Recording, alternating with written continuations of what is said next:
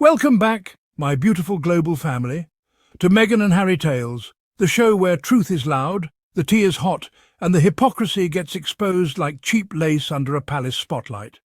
Now, I hope you're seated, buckled in, and holding your teacups tight, because today's royal drama might just make you spill it on your Sunday best. Yes, my friends, King Charles has done it again. And no, we're not talking about groundbreaking charity work or healing broken families. We're talking about a royal walkabout that felt more like a racial walk past. That's right, His Majesty, the monarch of inclusion and diversity, only when the camera's flash was caught on video skipping over children of colour like kindness might be contagious. We're going to break it down frame by frame, truth by uncomfortable truth. Because what the media won't show you, we will. We're not just spilling the tea, we're pouring it into the teapots of truth and making Buckingham squirm. So grab your snacks, summon your inner royal rebel and get ready, because this isn't just an expose, it's a reckoning. Let's talk about what just went down again, because sadly, this isn't shocking anymore. Another video has surfaced, and it's not blurry, it's not vague, it's crystal clear. King Charles, during yet another public walkabout, once again appears to deliberately skip over black children. And I mean kids, little children, full of joy, innocence and admiration, reaching out their tiny hands with the hope of being acknowledged by the man who wears the crown. But what does the king do? He walks past. Not once, not twice, but with practiced precision, as if he's playing dodgeball with melanin. A beautiful child of colour reaches out with pure excitement, eyes wide, a smile brighter than the British sun. And Charles just strolls on like the child doesn't exist. Not a glance, not a nod, nothing. Let's be real. This isn't just a bad moment or a fluke of coincidence, it's a pattern, a habit, a message dressed in royal silence.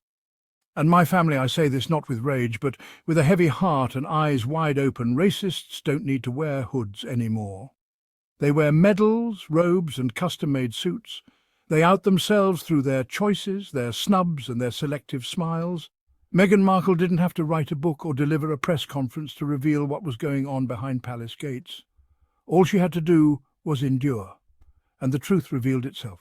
All you have to do is watch. Watch how they treat others, especially people who look like me, people who look like us. And let's not forget, this isn't an isolated moment. Remember, right after the Queen passed, there was another video, another walkabout. Another person of colour completely overlooked by Charles, while everyone else got a handshake or smile. What do we call this now? Royal protocol? Or should we just call it what it is, royal prejudice? I'm a person of colour, and I say this with dignity, Charles. Shaking our hands won't infect you with anything. You won't catch germs, guilt or shame. You'll only receive grace, warmth and human decency in return. But maybe that's what scares you the most. Let's take a step back and see the forest for the trees. This isn't just about skipping a handshake. It's about a pattern of disregard, a pattern of racial bias so deeply embedded in the system that it speaks louder than any denial ever could. Now, Meghan Markle, our Duchess, a proud biracial woman, didn't need to name names when she spoke her truth. Why? Because the monarchy and their cheerleaders in the press are doing the job for her. Every time King Charles turns his head away from a black child's outstretched hand, every time the institution says Harry is welcome back, but only if he comes without Meghan, without Archie, without Lilibet, they reveal their truth.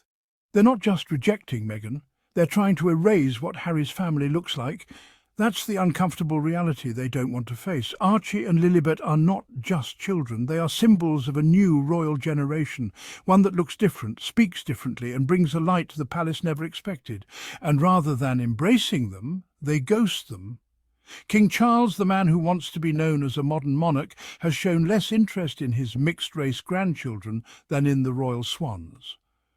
That's not just indifference, that's intentional exclusion.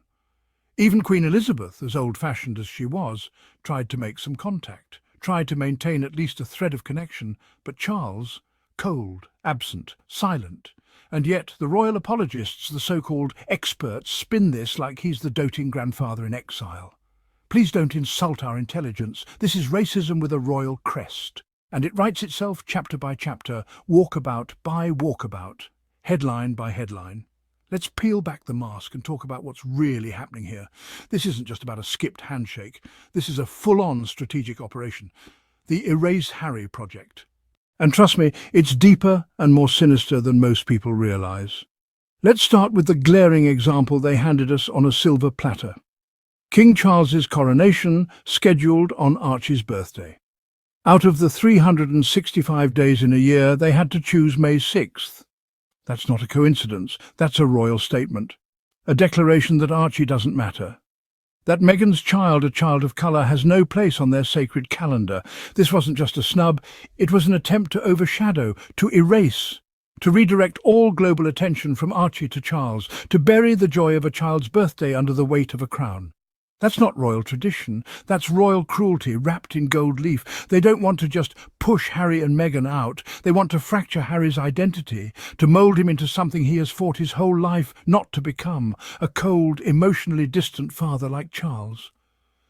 But here's what they underestimated: Harry is not Charles. Harry is not weak, he is not blind, and he is not afraid. He walked away from castles to stand with his wife. He rejected tradition to embrace truth. He chose protection over power when it came to Meghan, Archie and Lilibet. And the media?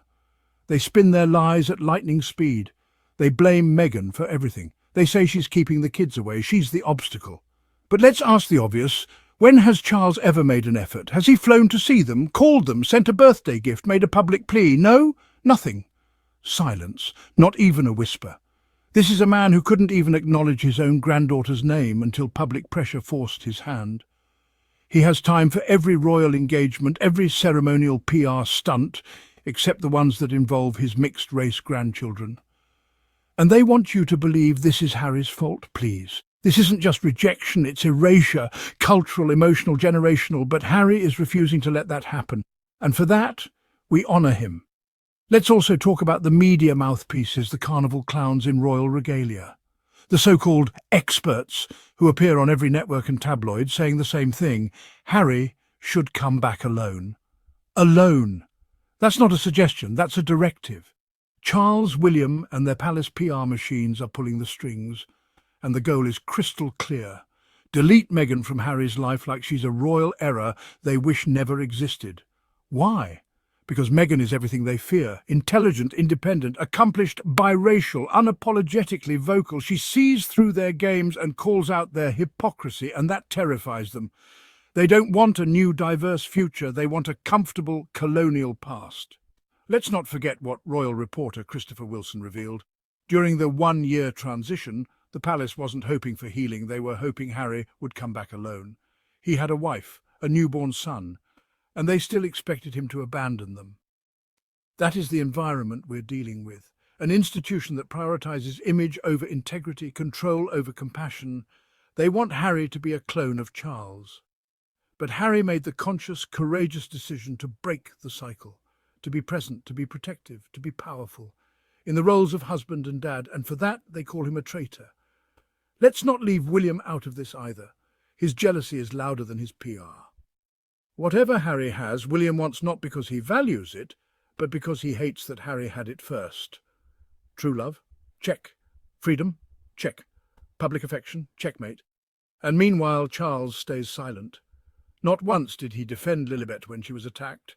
Not once did he speak out against the racist coverage of Meghan or his own grandkids. But they want you to believe he cares. We've seen enough to know better. Now let me read you some comments from our beautiful Sussex squad. One viewer wrote, "Charles has perfected the art of skipping black people in public." Another said, "He walked right past those two black kids like they were invisible." These aren't isolated thoughts. These are lived experiences. And the royal family can scrub the press all they want, but video doesn't lie. And neither do the eyes of children hurt by racism. My family, thank you from the bottom of my heart for standing with truth, for standing with Harry, Meghan, Archie and Lilibet. Love wins. Let the media lie. Let the royals posture. But we will keep exposing the truth. And that truth is clear. King Charles and his institution are not just cold, they're cruel, so stay tuned, stay vocal. And as always, subscribe and support our growing family here at Meghan and Harry Tales, hosted by yours truly, Adrian. We're not afraid to speak truth to power. We never have been, and we never will be. God bless you all. Harry, Meghan, Archie, Lilibet, we love you. And to the Sussex squad around the world, you are seen, You are powerful and you are making history. Until next time, remember, love always wins.